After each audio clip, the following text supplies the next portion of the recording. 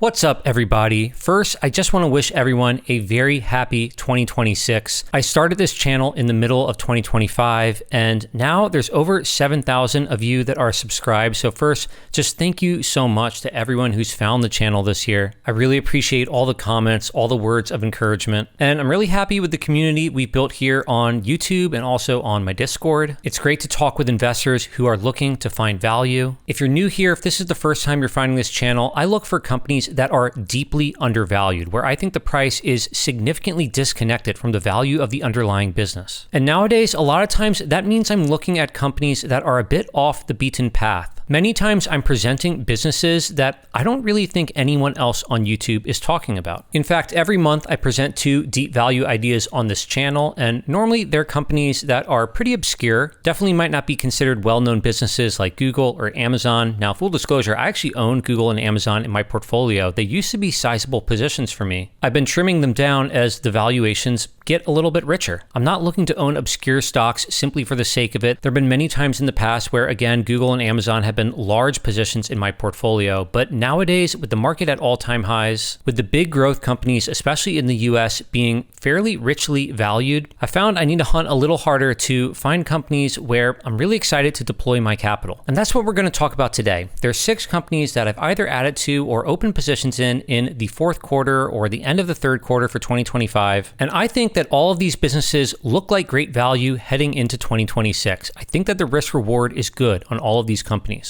You likely won't agree with me on all of them. That's totally fine. You might not even agree with me on most of them, but I hope you get value out of this video. And if you do, subscribe to the channel. If you want to support what I do, join the Discord or grab my Google Sheets template with this add-on that I use to make spreadsheets here, then consider following me on Patreon. Link to that will be down below. Now, let's get into it. And the first company we're going to talk about is Molina Healthcare. Because we're talking about a number of companies today, I'm not going to go deep on any of them. I've made videos on each of these companies that I'm presenting, so you can search my channel and find a longer video. I think I first talked about Molina back in August, but I entered my position in late October. Just by the dollar amount invested, I put more money into Molina in quarter 4 than any other stock in this quarter. This is now around a 4% position for me, and again, I didn't own it before October. Molina is a health insurance company where about 90% of premiums are coming from Medicaid. Like pretty much every other health insurance player, bottom line took a big hit this year. Medical costs were up a ton. Operating margin down significantly. Now, a big drag on their margins has been their marketplace segment, which I just said that 90% of their premiums are from Medicaid, but just that little bit that's coming from marketplace has had massive losses this year. Medicaid is in fact still profitable, and in fact, Molina, their margins don't look as good as a company like UNH, like Elevance, but if you just compare the Medicaid sub-segment,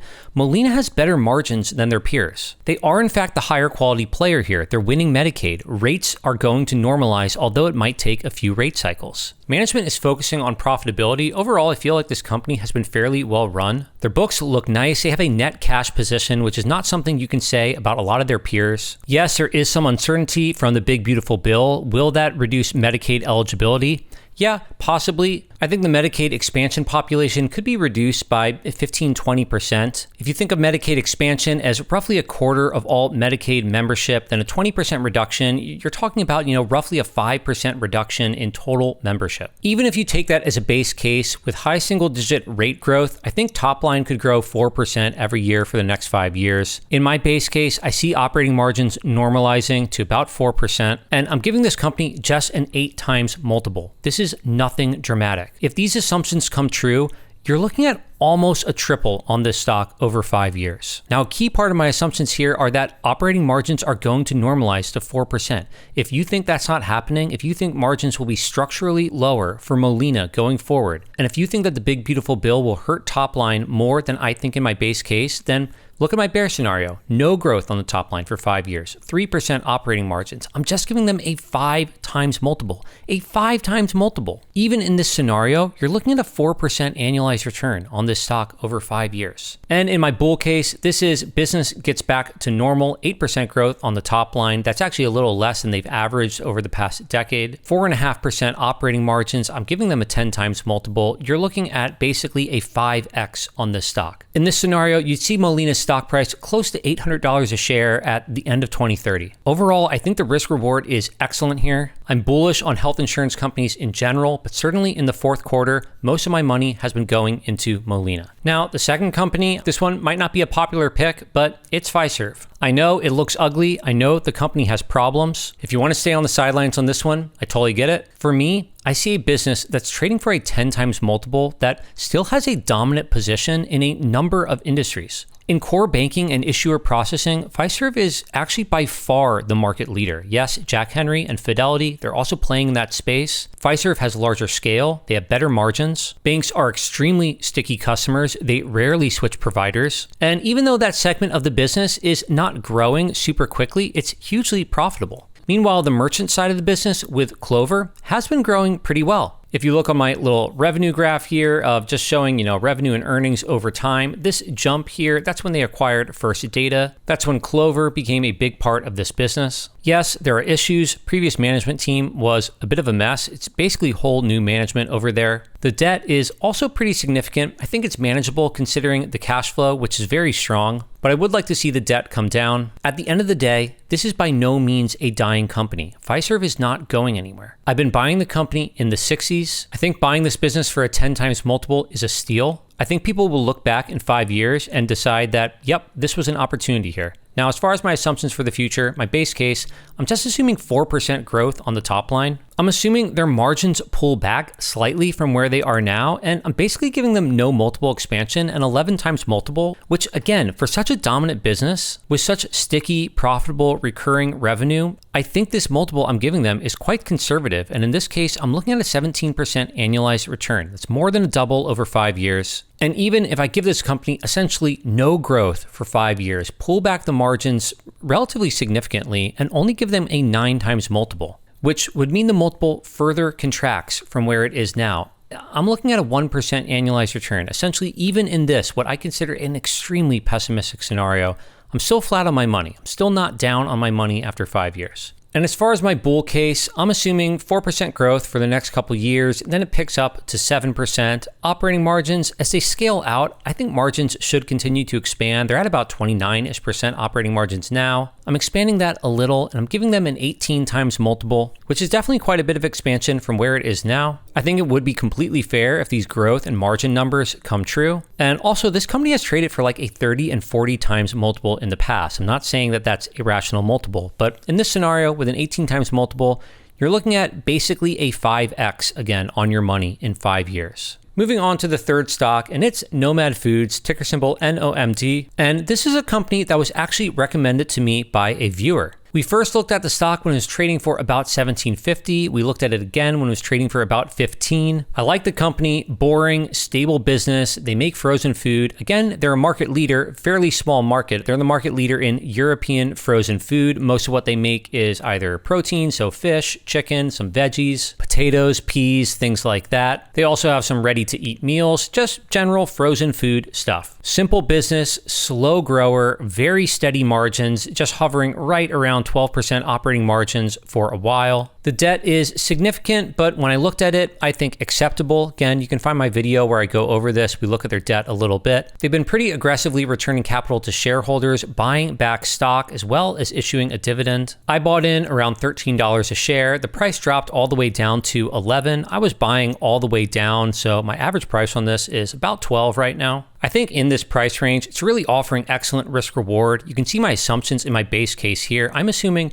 no revenue growth on the top line for 5 years. This business is just completely stagnant. Now, they have been a slow grower. I think it's reasonable that they could grow in line with inflation, probably not much more than that. So I could increase this base case growth to 2 or 3%, but the recent couple quarters weren't great. I'm just going to keep this at 0. Operating margin, they've been very steady. I'm going to keep that right at 12%. I'm giving this company a 9 times multiple. For a no-growth company, I'm not sure it merits much more than that. This is actually even a slight multiple contraction. Right now, it's trading for 9.6. So I'm not assuming any multiple expansion here. And even so, in this scenario, you're you're looking at more than a double over 5 years on this boring frozen food seller where I'm assuming no growth. My bear case assumes revenue contracts 2% every year for 5 years, operating margins pull back, I'm only giving them a 7 times multiple, and yeah, in this scenario, you're down 3% a year, so, about 15% over 5 years. That certainly wouldn't be great, but,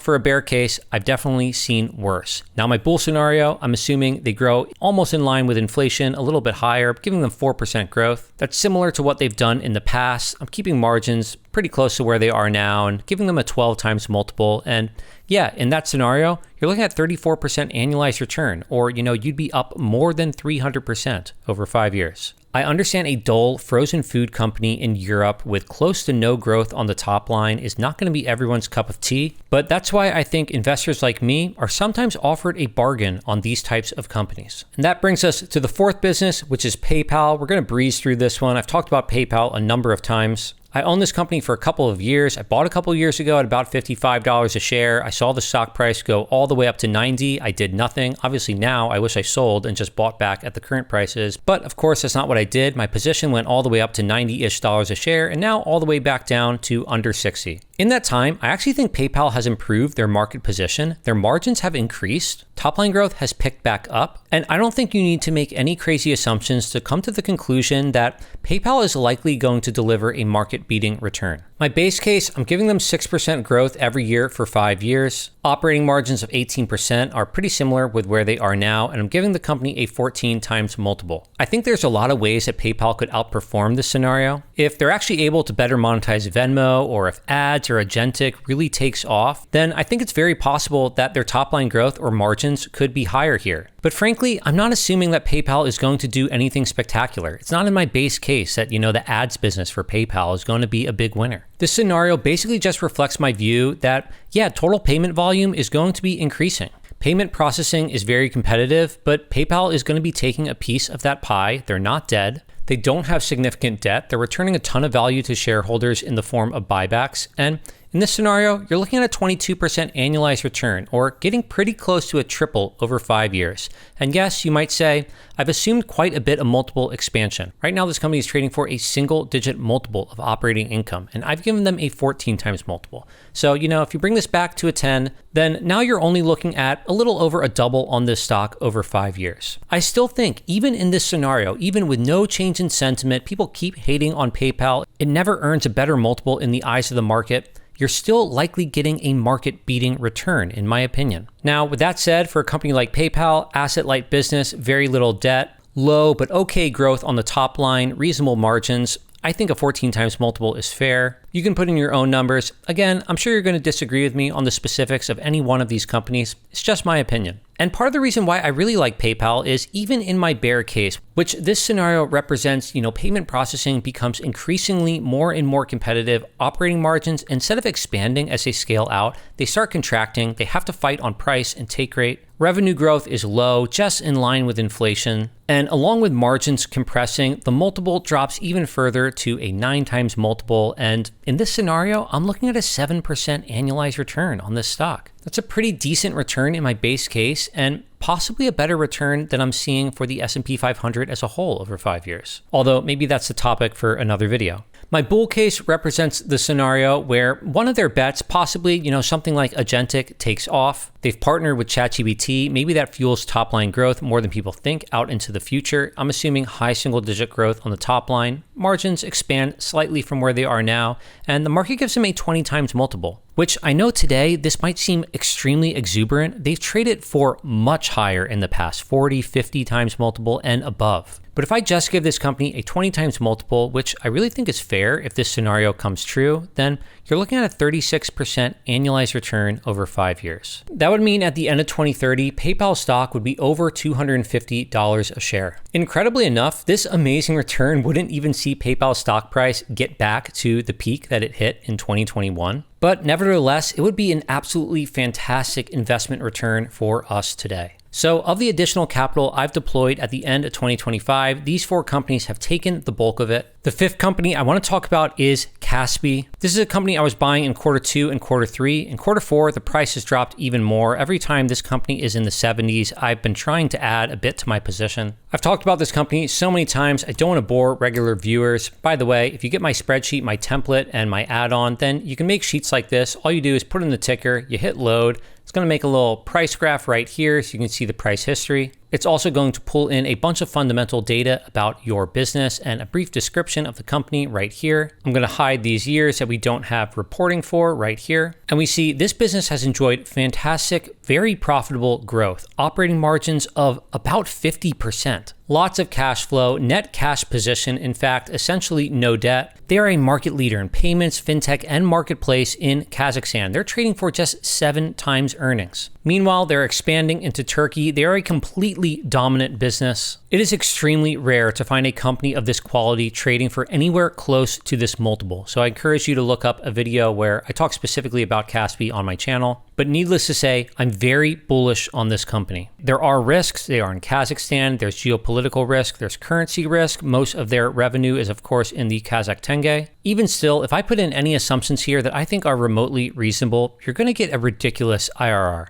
I think 10% top line growth, even in US dollar terms, even if I take into account the depreciation of the tenge against the dollar, I think this is still reasonable. I'm actually going to drop it down just to make a point in this video. Give them just 7% on the top line. I'll pull their operating margins back slightly. Management has indicated they're going to restart capital returns to shareholders, either buybacks or dividends in the next year. I'm just going to give them 5% margin. And with just a ridiculous 6 times multiple, you're already getting close to a double on your money over 5 years. If you take into account the strength of this business, the dominance they have across multiple segments, I think a 10 times multiple is reasonable, even taking into account the fact that, yeah, they're in Kazakhstan. And in that case, you're looking at roughly a triple on your money over 5 years. Again, I'm very bullish on this business. It's a large holding for me. So, none of this is advice for you to buy or sell any of these stocks. Just give you my opinion and I tell you what I'm doing with my money. And now that's 5 stocks. There's 2 other stocks I'm going to mention that I have put money into in the 4th quarter. So that's going to bring us up to 7 total. Did I say 6 at the start of this video? Well, in any case, you get a bonus one. It's 7. And these companies aren't going to be a surprise for people that follow the channel, but I think they are more risky. They're small cap companies. They're in fairly volatile sectors. PetroTal, an upstream oil producer. I'm pretty bullish on oil. And when I look at oil companies, whether I'm looking at enterprise value to reserves or enterprise value to barrel of flowing oil, whatever metric you want to look at, this company just looks ridiculously cheap. They've been increasing production. They have no net debt, which is extremely rare for an oil company. And yes, recent news hasn't been great. Production is going to drop in the first half of 2026. Oil prices are low. They suspended their dividend to be able to handle their capex. When they announced no more dividend, the stock sold off a ton. But I think the stock is ridiculously cheap. I owned it before this drop, so I am down money on this position. But I'm happy to keep holding. Again, small cap oil company. There's risk here. It's in South America. But I think the upside potential offers me decent risk reward. And really quick, final stock that I've been buying in this quarter is gambling.com. This is one of the most disgusting looking charts I think you can possibly imagine, down 61% on the year, and it's basically just been straight down. But this is a growing business trading for, roughly 4 to 5 times what I think a reasonable estimate of forward free cash flow is. I think the market's getting this one wrong. The CEO probably thinks that too, because he's been buying up more shares of this company, now owns about